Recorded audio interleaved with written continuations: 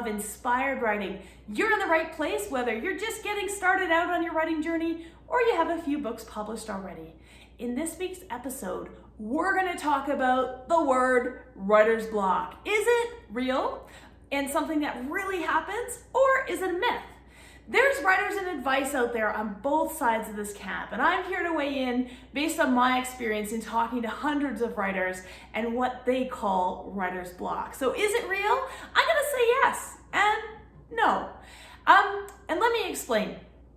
So people say that they have writer's block, or writers say that they have writer's block, and the problem with that term is that Hollywood talks about it as a potential conflict in a movie because this poor writer just can't write anymore.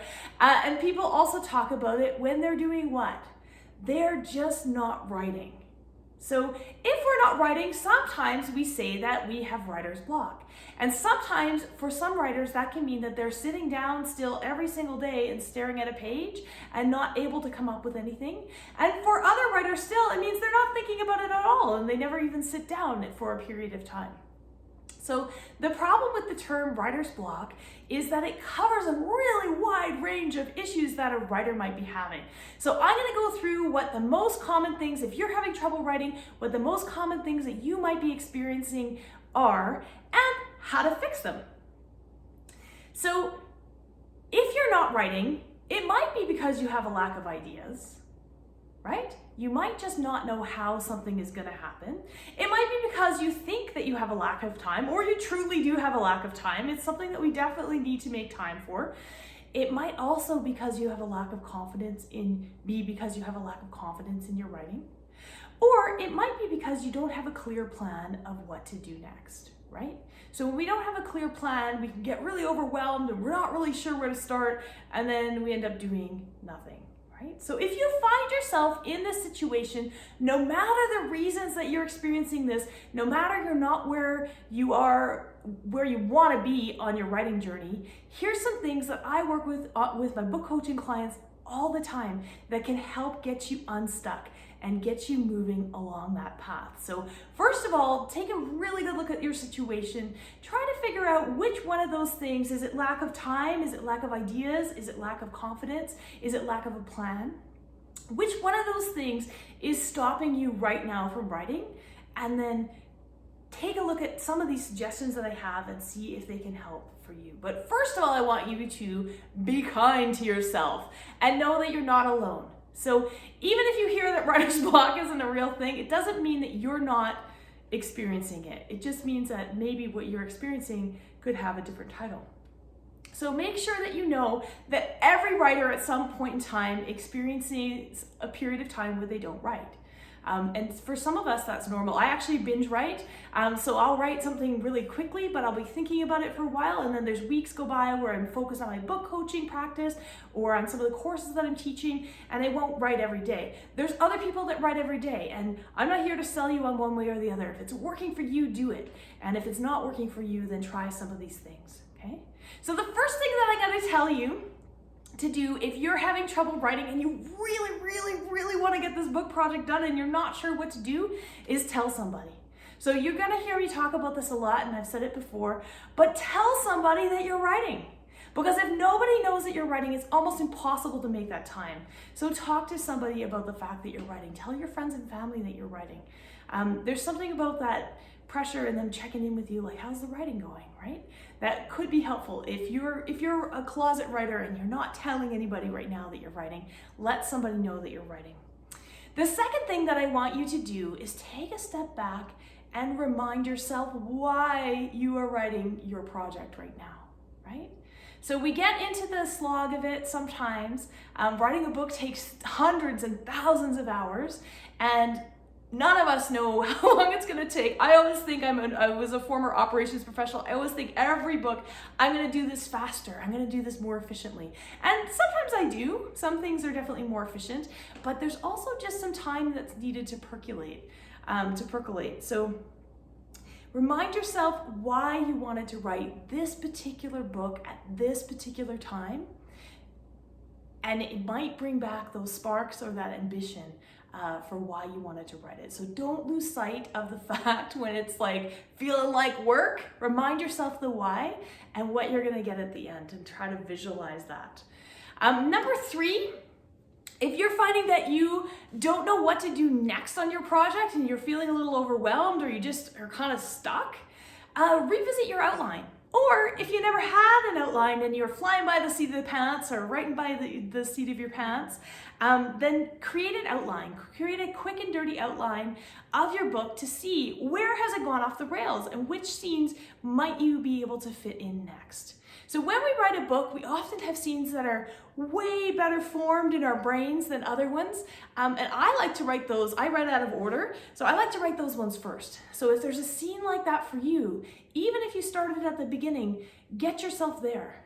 So if you're stuck and you're not inspired and you're not writing, go and write that scene. Maybe it's the end, maybe it's the climax, maybe it's a battle, maybe it's a breakup, maybe it's, I don't know what it is, but whatever that spark is that might get you back to writing, write that, and then fit it back in according to your outline. So give that a try. Number 4, make sure you schedule writing time. It seems really basic, but treat it like a job, especially if you're hoping that one day it will be your job. See if you like it, see how it feels. Okay, because the writing isn't gonna just do itself. You do need to sit your butt down in that chair, and that's the number 1 writing advice I hear from other writers that are really successful is sit down and write, right? There's no 2 ways around it, sit down and write. And if you're staring at a blank page and you're already doing that, then hopefully something else that I'm talking about here is gonna work for you. So number 5, if you find yourself not feeling creative and you are staring at that blank page, so you've set aside the time, you sit your butt down and you go, okay, and there's nothing, right? If you've got nothing, forgive yourself. It all has to get done. Do something else that has to do with your writing. Find a small, monotonous editing task. You're gonna have to do that later anyway. Go through your spell check. Go through and look for a word that you know that you'll overuse. Hit find. Go through, eliminate it, do something. Spend that hour that you scheduled, that you sat your butt down going through it. And you know what's gonna happen is you're gonna get excited because you're touching pieces of your manuscript that you've already written, and you'll be better connected to that story. And so that's a great way of bringing you back, and then you're not stuck with all the editing at the end. Okay, so if you can write from the beginning to the end and not edit, like kudos to you, that's a great strategy. But if you're finding that you're sitting down and you're staring at a blank page and you're not sure what to do, get those tasks out of the way. We're not always in, especially for those people who have a different job and who are writing on the side, it's really hard to sort of bring it just because you have an hour, right? And so if it's not working out, do something else. It all has to get done. It's all part of those hours that have to get done, right? So number 6, give yourself thinking time, okay? So sometimes you will find that you can write 10,000 words in a day. I mean, that's a lot of words. I do it sometimes. But if you were to be given a week, that doesn't mean that you can write 70,000 words in a week. You need some thinking time. And so if you're finding that it's not coming, it's okay. Go for a walk, do something you love, but think about your book. And then when you sit down the next time, the words might just be there.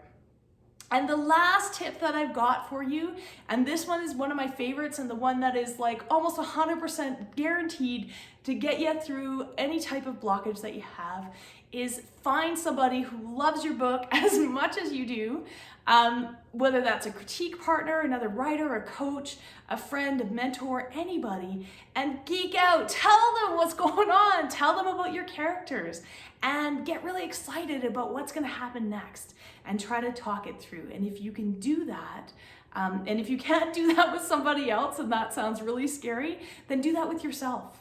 Okay, remember I talked about going for a walk or something, and just think about those characters and getting connected and getting excited about what they're gonna do next. You need to do that to get through it. So there's nothing that can be more exciting than to spend time thinking about your story and that spark that made you start it in the first place, and that book that you're gonna hold when you're all done.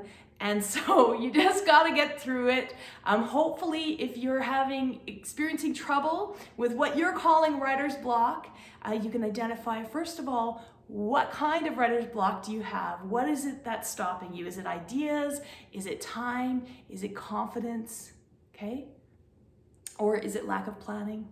So those 4 things.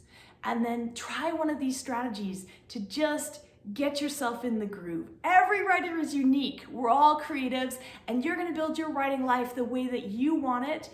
So there's lots of different strategies out there, but find something that works for you. And if it's working for you for a while and then you find yourself stuck on a project, try something new. Try something new. Try to get reconnected with that story that you're writing and keep going. Push it through. If you want to tell me about your stories, if you want to reply to this vlog and tell me what's going on with your stories, I'd love to hear it. I've always got tons of time to hear about stories and to give suggestions as well. So I hope you have enjoyed this episode of Inspired Writing.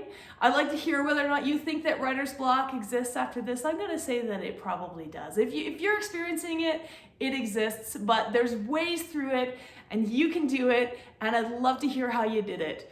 Until next time, happy writing.